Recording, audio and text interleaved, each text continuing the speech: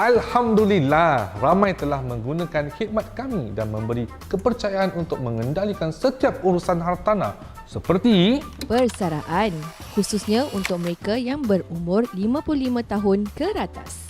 Melabur dan memasuki pasaran hartanah privat. Penceraian, mengendalikan urusan perumahan yang kompleks. Naik taraf, sering berlaku kerana bertambahnya anggota keluarga anda. dah tentu semua ini takkan berlaku tanpa perundingan dan yang paling penting tiada obligasi. Sekali lagi, terima kasih kepada anda semua. Awak bila pula? Selamat menonton ya guys.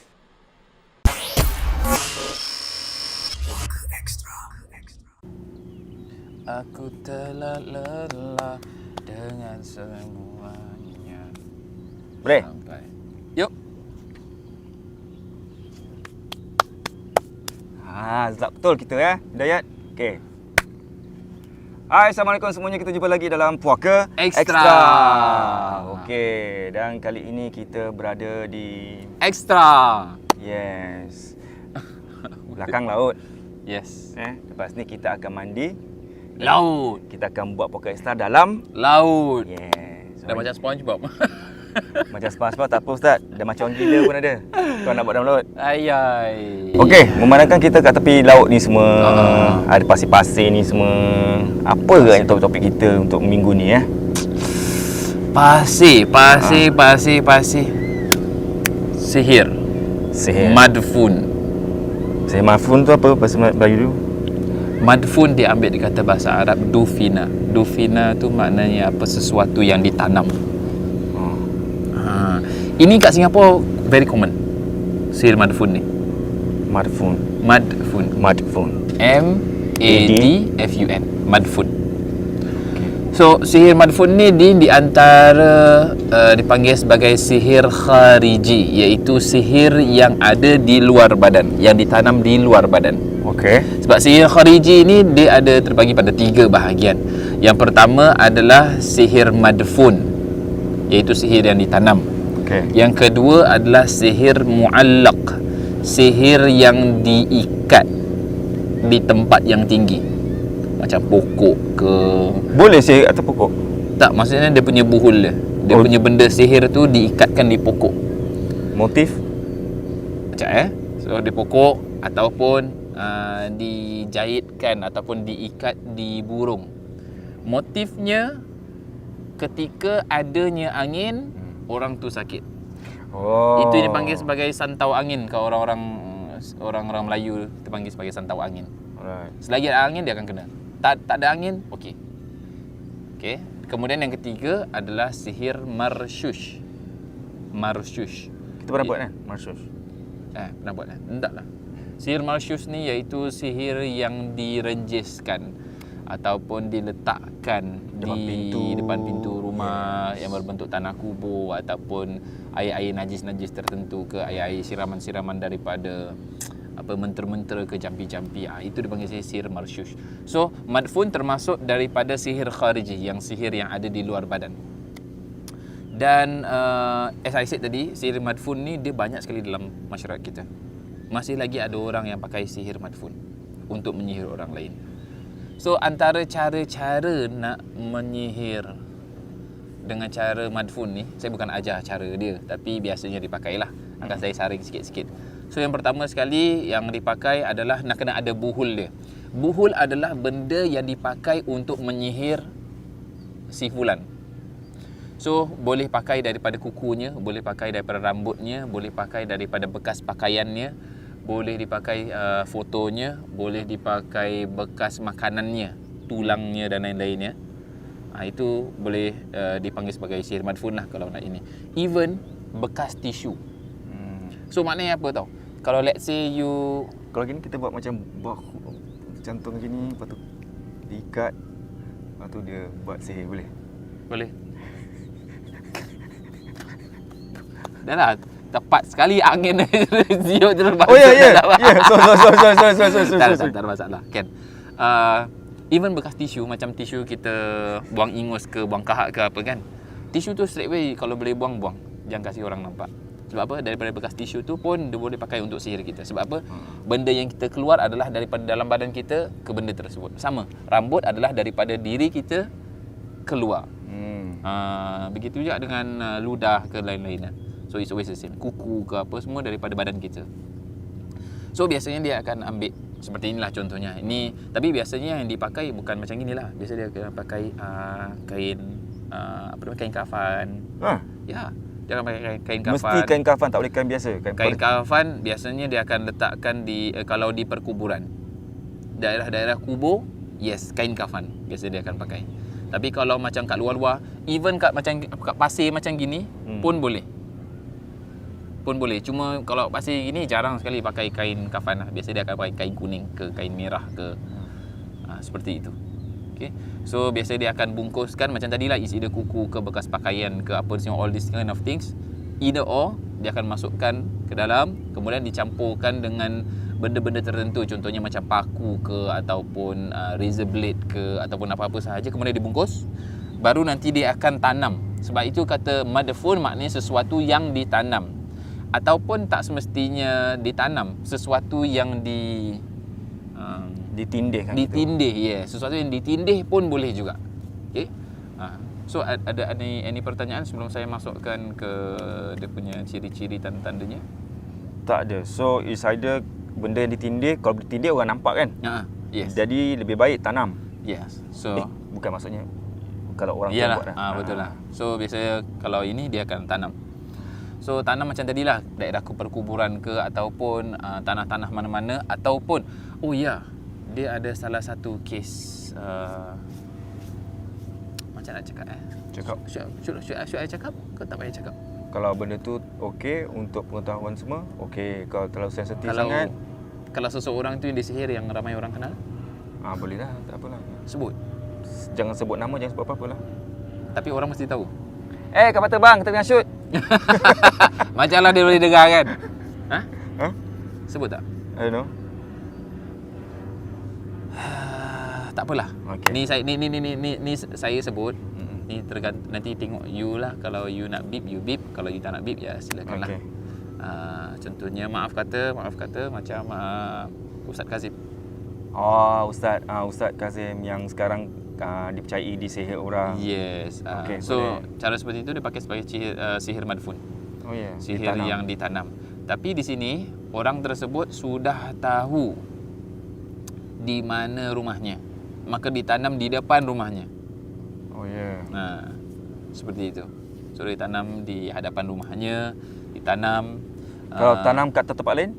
Boleh saja, cuma kalau lagi efektif depan rumah dia ataupun di perkarangan rumah dia. Okay. Itu dia punya efeknya lebih dahsyat lagi lah, lebih dahsyat. Sebab itu kalau untuk nak kenakan untuk HDB ke apa, normally orang akan tanam di pokok kat luar. So tanda-tandanya kalau seorang itu tanam kat kita punya pokok kat luar rumah kan, boleh tengok antara pokok-pokok yang lain, pokok tu dia asyik tanam sesuatu selalu mati. Maknanya susah nak hidup. Sebab apa? Unsur sihir ni panas. Okay. Jadi even for pokok ke apa, dia susah nak hidup kalau dengan benda-benda yang terlalu panas sangat. Seperti itu. Faham. Okey. Habis tak nak tolong Ustaz Kazim? Ada ustaz-ustaz yang lain lagi. Yang senang, yang dekat. Yang lagi power, lagi apa power. ni semua. Dan saya dengar jugalah yang dipakai itu adalah bekas tisunya ketika buat ceramah. Oh ya. So itu yang dengar. Itu saya dengar lah. So maknanya daripada ceramahnya itu dia dipakai ini kan. Kemudian diletakkan, orang tu ambil daripada situ. Wow. So itu hati-hati. Ini bukan mengaibkan ataupun apa, tidak menunjukkan kelemahan ustaz tersebut. Even Nabi SAW pun pernah kena sihir. Ini termasuk ujian daripada Allah Subhanahu Wa Taala, yang Allah sendiri yang mengizinkan sesuatu itu terjadi yang berupa sihir. Sebab apa? Ada orang diuji melalui apa? Melalui pekerjaan, ada orang diuji melalui financial, melalui anak-anak dan lain-lain. Tapi ada orang diuji oleh Allah Subhanahu Wa Taala dengan sihir yang seperti ini. Dia boleh sahaja terjadi kepada siapa sahaja. Kan dalam ayat Quran dalam surah Al-Baqarah ayat 102, wa ma hum bidarrina bihi min ahadin illa biidznillah. Dia tidak ada sesuatu yang dapat memudaratkan seseorang tersebut melainkan izin daripada Allah Subhanahu Wa Taala. Maknanya apa? Kalau Allah izinkan, then we have to embrace, have to redha. So seperti itu. Itu untuk sihir madfun. Yang ni macam nak kena sihir tak? Ada. Kita bergurau aja. Sebab depan kita ni batu-batu besar. Ada pengunjung betul-betul jadi depan kita dengan batu dan ambil gambar. Angkat tangan macam Angkat ni. tangan. So kita betul-betul depan. Selamat you all tak nampak. Okey, tak apa. Jangan, sabar. So cakap pasal yang sihir Marfu ni ditanam dan semua orang tahu sekarang. Semua orang tahu yang Ustaz Kazim pun kena buatan orang. I think kita beep je lah. Tak ada, memang semua tahu. Memang dah masuk mana-mana pun. Media semua dah tahu dah. Tapi kesian lah. Bukan apa. Okey, itu tadi Ustaz cakap kan. Dia cakap ustaz je lah. Tak ada. Dia suruh ustaz je lah. Tak ada. Itu je. Dah boleh, tak apa. Bukan apa. Ini memang kat social media semua mana. Ustaz Kazim pun dah keluar kat Melody. Dah interview, dah tunjukkan mana-mana kawasan-kawasan dia. Dia tahu. Memang dia pun, Ustaz Kazim pun minta pertolongan dengan semua orang. Siapa yang boleh bantu dia, bantulah. Sampai dia mohon macam tu sekali. So, mungkin ada orang yang sedang membantu one after another. Tapi ini juga, apa kata orang tu, apa dia cakap? Challenge. Apa? Ujian. Ujian untuk Ustaz Kazim. Dan dengan kejadian macam gini, tanggungjawab kita semua yang sedang menyaksikan ini untuk doakan Ustaz Kazim agar beliau dapat sembuh dengan cepat, dengan awal, dengan cepat, dan semoga beliau dapat beribadah dengan sempurna lagi dan teruskan kerjaya beliau lah. Gitu. It's okay. Memang mana-mana semua dah. So sekarang kita masuk ke tanda-tandanya. Tu dari baru awal-awal. So sekarang kita masuk bahagian tanda-tandanya pula. Okey. Kenapa tengok jam? Tak ada, lapar. Okey. Okey. Okey, so tanda-tanda ketika seorang itu terkena daripada sihir madfun adalah di antaranya yang pertama sekali, dia walaupun banyak tapi saya akan cuba untuk ringkaskan ataupun singkatkan lah. So yang pertama sekali dia akan selalu sakit-sakit kepala. Okey. Especially kat daerah dahi dengan kat otak kecil di belakang. Okey, kat kepala belakang sini. Kat belakang. Okey. So dia akan rasa sakit kat bahagian depan sini ataupun sini. Dan bahagian depan ni dia sampai boleh ke bahagian mata. Nanti orang salah faham migraine pula. True, dia akan sakit macam migraine ke apa ni semua. Cuma masalah dia lebih kurang macam gitu. So it's very hard. Even you dah makan Panadol ke apa, dia tak jalan. Okey. Dah tidur pun dia tak jalan. Okey. Dah tukar pola pemakanan pun dia tak jalan. Dia tetap sama macam gitu. So itu boleh saja terjadi seperti itu. So itu is the first thing. Then secondly, dia akan sakit badan sebelah sahaja. So either right sahaja ataupun left sahaja. Kanan atau kiri So maknanya apa? The whole body. Nanti dia akan bilang, Ustaz, saya punya badan saya sakit. Tapi masalah yang sakit ni selalu sebelah kiri sahaja. Daripada ujung kepala sampai ke kaki. Habis yang kanan, okey tak? Okey. Yang kanan tak ada sakit langsung. So it's either or. It's either kiri sahaja ataupun kanan sahaja. Kemudian ada juga berpeluh sebelah badan. Terjadi. Yes. Sebab itu, dia sihir ni adalah benda-benda yang tak masuk akal. So maknanya berpeluh sebelah badan, kiri sahaja ataupun kanan sahaja. Kemudian selalu juga rasa emosi. Cepat nak marah, dia boleh saja tukar. Sekejap dalam keadaan okey, terus dia switch straight away switch. Jadi very emotional, very nak marah je. Macam bipolar pula. Macam bipolar. Okey, tak. Wallahu a'lam bipolar ke macam manalah ya. So seperti itu. Then ketika dia tidur pun dia akan ada insomnia, susah nak tidur. Okey. Susah nak tidur. Dan also ketika dalam mimpi tu dia akan selalu mimpi daerah kubur. Ataupun mimpi daerah tempat-tempat sampah. Ataupun tempat-tempat usang, hutan. Even jamajim. Jamajim ni apa? Jamajim. Jamajim apa yang biologi tu kadang-kadang dia ada that white thing yang kadang-kadang nanti cikgu akan tunjuk ini. Dia kita punya dalam ni kita punya dalam ni semua the whole Skeleton. Itu apa? Skeleton. Skeleton. Rangka-rangka. Semua everything dia tengkorak. Tulang-tulang lah. Tengkorak. Ya, orang tu akan selalu mimpi tengkorak. Mimpi tengkorak. Mimpi tengkorak. Yes. Apa ba'ijem? Jamajim. Jamajim. Dalam jamajim. Dalam bahasa Arab jamajim. Dia akan mimpi tengkorak, dia akan mimpi mayat-mayat ni semua. Ini termasuk daripada ini. Dan mimpi haiwan buas pun sama juga, yang patuk ke, yang gigit ke apa, itu pun di antara tanda-tandanya ketika seorang itu terkena daripada sihir madfun. Okey.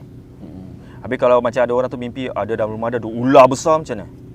Ular besar gila, kepala dia besar macam ni. Fuh. Ular is always dia ada Mainan ni. initiate ke apa tau, lebih kepada sihir secara general.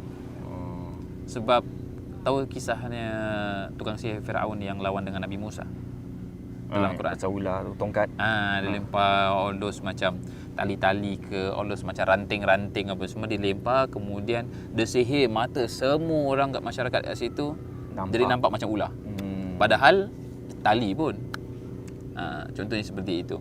Dan Nabi Musa pun lempar tongkatnya dengan izin Allah Subhanahu Wa Taala, dengan mukjizat yang Allah Subhanahu Wa Taala berikan kepada beliau, ia berubah betul-betul menjadi ular, bukan sihir. Itu yang mereka nampak ni, ini bukan sihir ni, katanya gitu. Maka ular ni selalu initiate dengan sihir. Faham? So, You all pula jangan cuba nak try main limpah-limpah tongkat. Nanti tongkat tu kena rimba kat you all balik. Kan? Ya. So, jangan sembarang limpah. Okey. Okay, so itu untuk dia punya antara dia punya tanda-tanda Tanda-tanda. lah, gejala-gejala dia. Dan cara pengubatannya pula, selalu minta dengan Allah Subhanahu Wa Taala sebelum tidur. Minta dengan Allah Subhanahu Wa Taala untuk tunjukkan di mana tempat yang diletakkan buhul tersebut. Kadang-kadang Allah Subhanahu Wa Taala nak beritahu kepada kita, Allah akan beritahu melalui mimpi. Di mana tempatnya, ataupun di garden ke, dekat ke kita punya bawah blok ke, ataupun depan rumah ke, ataupun macam mana, wallahu alam. Kadang-kadang Allah akan tunjukkan seperti itu, wallahu alam. Okey. So kalau dapat tahu, kalau boleh pergi sana, ya kita bongkar ataupun kita gali dan gali. Tapi kalau tak ada, dan sabar sahaja. Mungkin ada dia punya hikmah yang di sebalik ujian tersebut. Dan also selalu minum air ruqyah. Dan sebelum minum air ruqyah, kalau boleh tu sebab dia akan selalu sakit kat daerah dia punya mata, kemudian sampai ke atas sini kan. So it's always best to hirup air ruqyah yang sudah diletakkan dengan minyak kasturi ke, ataupun dengan za'faron ke, ataupun dengan Za'faron tu apa? saffron. Oh, okey. Ataupun minyak saffron tu. Minyak saffron ataupun gahru ke apa, dihidu. Seperti itu. So dia letakkan tangan ke apa, kemudian dihidu. Bau dia. Bau dia. So sambil nak baca ayat ruqyah, silakan. So maknanya diruqyahkan dulu kasturi tersebut, diruqyahkan dulu gahru tersebut, diruqyahkan dulu za'faron tersebut, kemudian diletak di tangan, kemudian dihidu. Itu berapa kali? di antara cara pengobatan. Tak ada masalah. Berapa banyak kali pun silakan, tak ada masalah. Okey. Tapi try to do that, then also have to do self ruqyah. Sebab apa? Ruqyah diri sendiri adalah ruqyah yang terbaik daripada kita panggil orang. Kalau boleh mak yang ruqyahkan, bapak yang ruqyahkan, daripada mak bapak yang soleh-solehah, insya-Allah itu pun di antara yang terbaik juga. Kalau boleh buatlah.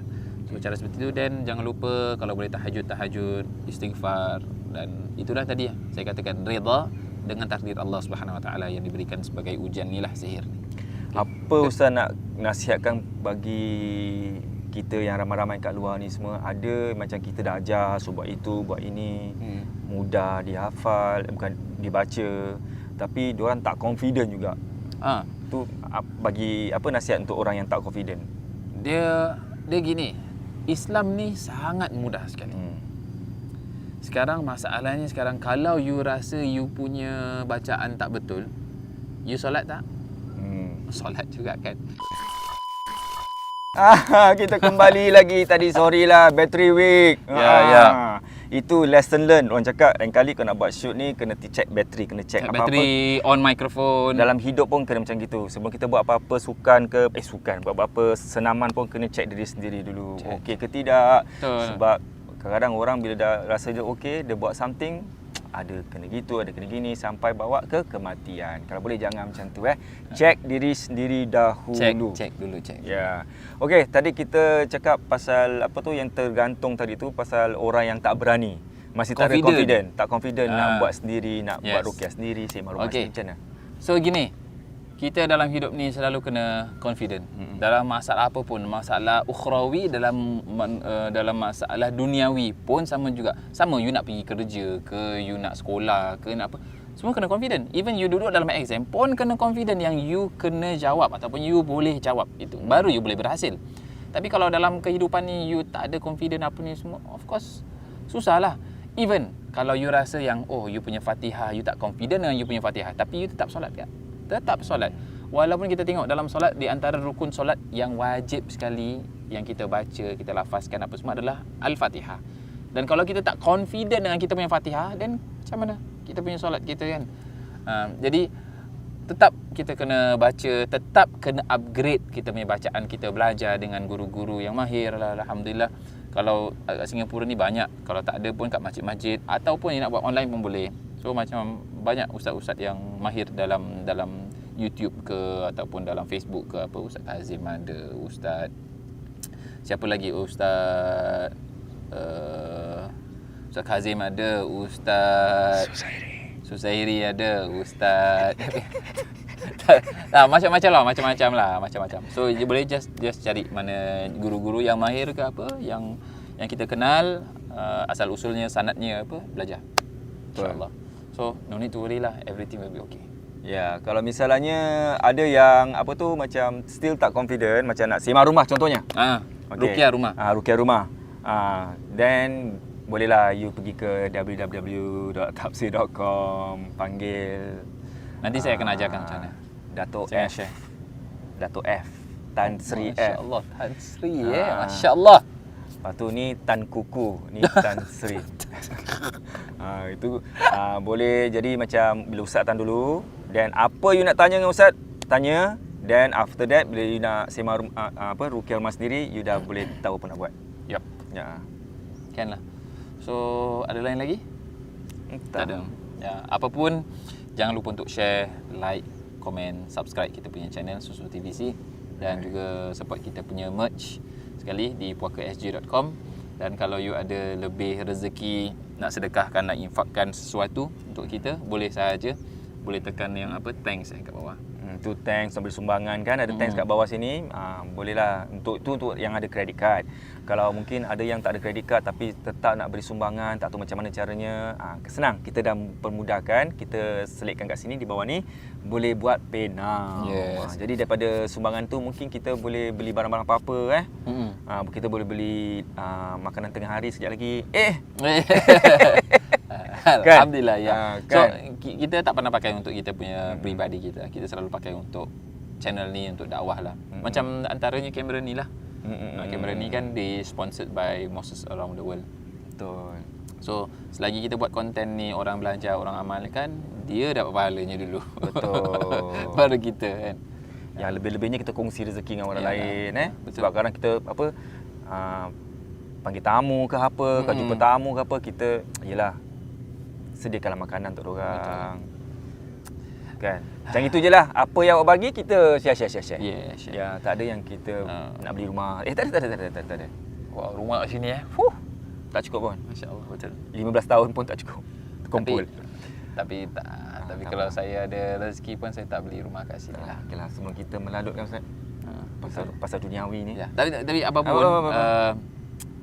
you boleh try to kumpulkan duit daripada sekarang. Kita nak pergi KL. Yeah. 21 hingga 23 hari bulan Oktober kita pergi KL, kita relax situ, free and easy, pagi sampai tengah hari apa ni semua. Dan malam kita jumpa untuk makan-makan malam dan kita pergi masuk rumah hantu, kita buat acara macam gini. Nanti dengan you all lah. So bawa family, mak bapak apa semua bawa je lah. So kita have fun kat KL. Ada orang cakap apa tau? Tak pergi tu ke macam reki-reki ke cari hantu? Tidak, kita tak akan buat cari hantu. Kita masuk rumah hantu pun, rumah tu memang pelakon semuanya. Dan awak ada kena... Dijanjikan pelakon lah. Memang pelakon. Yalah, dijanjikan pelakon. Tapi kalau ada keluar daripada itu, kita tak janji ke tak apa-apa. Kita pun tak tahu. Iyalah. Kan? Apa lagi? Dah itu saja. Itu saja. Dan ya macam-macam. InsyaAllah adalah 2-3 aktiviti kita dekat situ. And that's it. Kumpul duit sekarang. Nanti kita akan bagi tahu detail-detailnya. Kita akan bagi tahu di Puaka official Instagram. So ikutlah Instagram kita, TikTok, Facebook. Tu je lah. Yang penting kita dah panas, dah lapar. Panas lain, lapar lain. Panas, Tempat-tempat panas, sini orang panas. lalu lalang, ambil gambar depan kita, pakai baju mandi. Tak, cannot. Wow. Cannot. We must end the show now. End show now. Bye-bye. Jumpa lagi minggu hadapan dalam Puaka Extra. Extra. Jaga Bye-bye. kesihatan. Panas. Allahu Akbar.